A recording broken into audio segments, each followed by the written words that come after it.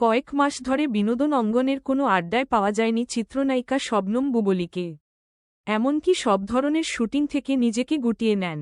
ওই সময় গুঞ্জন ছড়িয়েছিল, আবার মা হতে যাচ্ছেন শবনম বুবলী। তবে সংবাদমাধ্যমের সঙ্গে আলাপে বিষয়টি বরাবরই এড়িয়ে গেছেন এই ঢালিউড তারকা।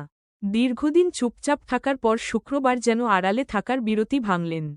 ভক্তদের জানালেন সুখবর। ফেসবুক পোস্টে তিনি জানালেন, গত মাসে মা হয়েছেন তিনি। আজ শুক্রবার বিকেলে চিত্রনায়িকা শবনম বুবলী তার ভেরিফাইড ফেসবুক পেজে সন্তানের মা হওয়ার খবরটি জানান। ফেসবুক পোস্টে শবনম বুবলী লিখেছেন, আলহামদুলিল্লাহ, মহান আল্লাহর অশেষ রহমতে আমাদের পরিবারে একটি কন্যা সন্তানের আগমন হয়েছে। এই আনন্দের মুহূর্তে যারা আমাদের জন্য দোয়া করেছেন এবং শুভকামনা জানিয়েছেন, তাদের প্রতি আন্তরিক কৃতজ্ঞতা।